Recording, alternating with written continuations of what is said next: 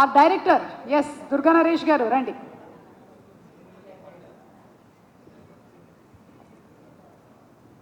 ఓం నమ శివాయ.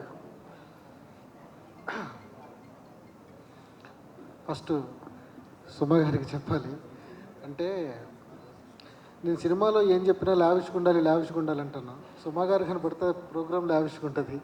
మా పిన్ని చెప్పమంది, మేడం ఈ బెల్ట్లో ప్రమోషన్లో ఎక్కడైనా సుమ గారు కనపడితే అడిగానని చెప్పమంది. చెప్పేశాను, అయిపోయింది. ఓకే, ధర్మంగా చేయాల్సిన పని ఫస్ట్ ఈటీవీ విన్, మా ప్రొడ్యూసర్స్ ఇంకా రుణపడి ఉంటాను సార్ మీ అందరికీ.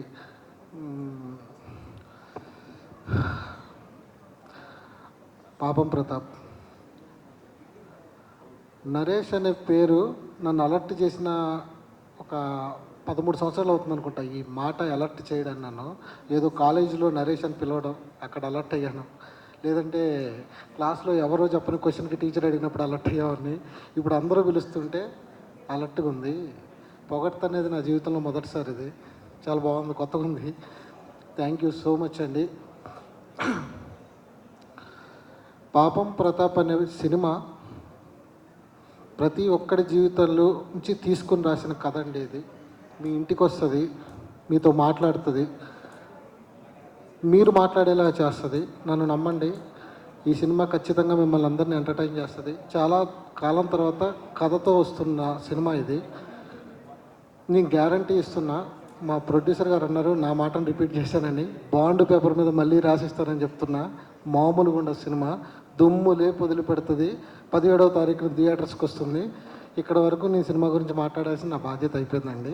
ఇప్పుడు నా టెక్నీషియన్స్ గురించి నేను ఇప్పటివరకు ఎప్పుడూ మాట్లాడలేదు. నా ధర్మం నేను మాట్లాడడం.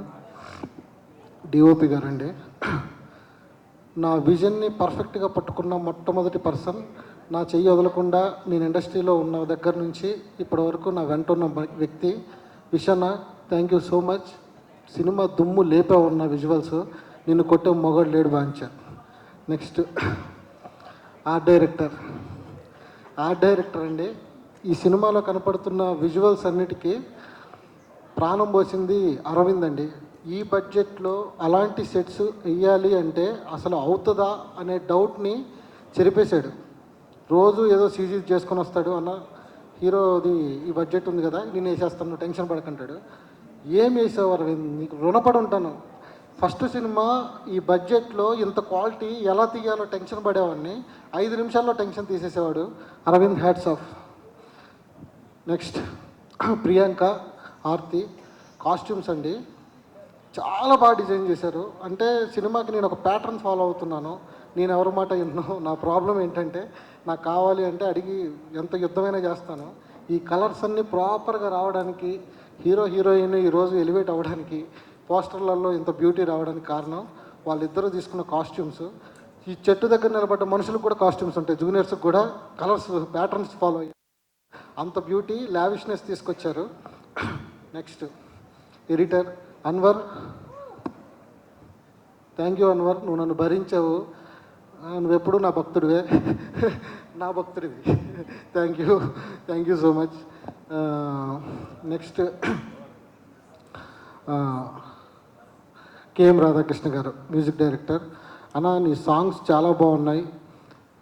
ఒకటే సాంగ్ వచ్చిందండి, అద్భుతాన్ని లోపల దాచిపెట్టాము, సినిమాలో రిలీజ్ చేస్తాం. అది మామూలుగా ఉండదు సాంగు, మళ్ళీ 10 ఏళ్ళు వెళ్తుంది ఆ సాంగు. రాసిస్తాను, ఇది గ్యారంటీ అన్న. Thank you so much. ఇప్పుడు నేను మాట్లాడాల్సిన వ్యక్తి సురేష్ బొబ్బిలి అండి. టైం లేదు సార్ సినిమాకి. 10 రోజుల ముందు ఎవరు కొట్టగలరు ఈ సినిమాని అని ప్రయత్నం చేస్తే సురేష్ బొబ్బిలి గారు కనిపించారు. ఇస్తే సినిమాని దుమ్ము లేపు వదిలిపెట్టారండి. రేపొద్దు మ్యూజిక్ గురించి రాస్తారు పేపర్స్లో. అంత బాగా ఇచ్చారు, ఇంత ఎర్లీగా, ఇంత ఫాస్ట్గా. హ్యాట్స్ ఆఫ్ అన్న, నీకు ఎప్పుడు నేను మాట్లాడలేవు ఇంకా దీనికి. థ్యాంక్ యూ సో మచ్ అన్న, థ్యాంక్ యూ. ఇంకా పెద్ద మనుషుల క్యారెక్టర్లు చేశారు వీళ్ళిద్దరూ. థ్యాంక్ యూ అండి. శ్రీధర్ గారు మీకు thank you so much. Next ఇంకెవరు మిస్ అయ్యారు? ఆ హీరోని మాట్లాడుతూ టెక్నీషియన్స్ ఇంకెవరన్నా మిస్ అయితే సారీ అండి, నేను ఏమన్నా మిస్ అయితే గుర్తు రావట్లేదు నాకు. సో నెక్స్ట్ నా హీరోయిన్ 30 మంది అమ్మాయిలు చూశానండి ఈ క్యారెక్టర్ కోసం. ప్రామిస్, ఇది జెన్యూన్. సూపర్ అండి, సూపర్. Single take actor. ఏమి చేసేదండి పర్ఫార్మెన్స్. మీరు సినిమాలో చూస్తారు, బుజ్జమ్మని వెంట తీసుకొని వెళ్తారు, పాయల్ రాధాకృష్ణన్ కాదు, నన్ను నమ్మండి. చాలా బాగా చేశారు. ఇంకా ప్రతాప్ గురించి అయితే మాటలు లేవండి. ఈ రోజు వరకు నేనేది చెప్తే తినేవాడు, ఇప్పుడు యాంకరింగ్ కూడా చేస్తున్నాడు సినిమా కోసం. నీకోసం నేను ఏం చేయాలి భయ్యా. Thank you so much. మంచి వ్యక్తి, మంచోడు, అసలు ఒక మాట అండు. డైరెక్టర్ ఏది చెప్తే అదే గుడ్డికి నమ్మేస్తాడు, చేసేద్దాం అంటాడు. Super bro, super. Thank you. నా ఫస్ట్ సినిమాకి నువ్వు దొరకటం నా అదృష్టం. ఇంకా నేను ఇంతకంటే మాటలేం చెప్పలేను. నెక్స్ట్ సార్, నీ బాపినేడు సార్, నేను ఇప్పటివరకు మీ గురించి ఎక్కడ మాట్లాడలేదు, మొదటిసారి మాట్లాడుతున్నాను. నా సినిమా ఓకే అయ్యి ఇంత దూరం వచ్చి బడ్జెట్లన్నీ ప్రాపర్గా రిలీజ్ అయ్యి ఈరోజు ఈ పొజిషన్కి రావడానికి కారణం మీరు అక్కడ కూర్చొని చూస్తూ ఉంటే. Thank you so much sir. Bapineedu sir, I love you so much. Next Shri Vishnu garu sir, thank you so much. మీరు నా ఈ ఈవెంట్కి రావడం, మిమ్మల్ని కలుస్తానా లేదా అనేలాగా ఉండేది, మీరు రావడం నాకు చాలా ఆనందంగా ఉంది సార్. మీ సినిమాలకి నేను పెద్ద ఫ్యాన్ని. రవితేజ గారి తర్వాత మీరే. ఇంకా మిమ్మల్ని కొట్టాలి అంటే ఇంకెవరన్నా దిగి రావాలి సార్. నాకు అంత ఇష్టం మీరిద్దరంటే. మీ టైమింగ్ అన్నా మీరన్నా అసలు చాలా బాగుంటుంది sir. I love you sir, love you so much. Sorry, టెక్నీషియన్స్ని గుర్తు తెచ్చుకోవడానికి ట్రై చేస్తున్నాను. ఎవరైనా మిస్ అయ్యి ఉంటే ఈ టెన్షన్లో సారీ. అందరూ మా వాళ్ళు అడుగుతున్నారు, కొంచెం నవ్వచ్చు కదా, ఏమైంది. ఏమోనండి, నాకు సినిమా రిలీజ్ దగ్గరకు వస్తున్నా నవ్వు రావట్లేదు. టీజర్కి వచ్చిన, ట్రైలర్కి వచ్చిన, ప్రీ రిలీజ్కి వచ్చిన దేనికి నవ్వు రావట్లేదు. ఈ హిట్ నవ్విస్తుందో లేదో నాకు చూడాలని ఉంది. మా అమ్మ అయితే ఆనందంగా ఉంది. ఆ ఆనందం నేను పంచుకుంటున్నాను, చాలా సంతోషపడుతున్నాను. Thank you mummy daddy. Cinema తీశాను, 17వ తారీఖు వస్తుంది, కలిసి వెళ్దాం సినిమాకి. ఇంకంతే. థ్యాంక్ యూ సో మచ్ అండి. అవకాశం ఇచ్చినందరికీ thank you so much. Sorry అండి, అజయ్ ఘోష్ గారి గురించి నేను మర్చిపోయాను. బాబాయ్, మీరు ఉన్నారో వెళ్ళిపోయారో తెలీదు. మీరు ఈ సినిమాకి ప్రాణం పోశారు. మొదటి అక్షరం అజయ్ ఘోష్ అనే పేరు పెట్టి రాశానండి, వీరయ్య క్యారెక్టర్. ఆ క్యారెక్టర్ రాసిన దగ్గర నుంచి అజయ్ ఘోష్ కావాలని కూర్చున్నాను. ఎక్కడికి వెళ్ళినా అజయ్ ఘోష్ గారి గురించే మాట్లాడేవాడిని. ఈరోజు నా సినిమాలో ఆయన్ని మిస్ అవ్వకుండా పెట్టుకున్నాను. న్యాయం చేశారు బాబాయ్. Thank you so much. Prasad Behra, thank you darling. నీ గురించి నేను ఎంత చెప్పినా తక్కువే అండి. మంచోడు, అందరూ మీరు అనుకుంటున్నారు కానీ సూపర్ క్యాండిడేట్ అండి.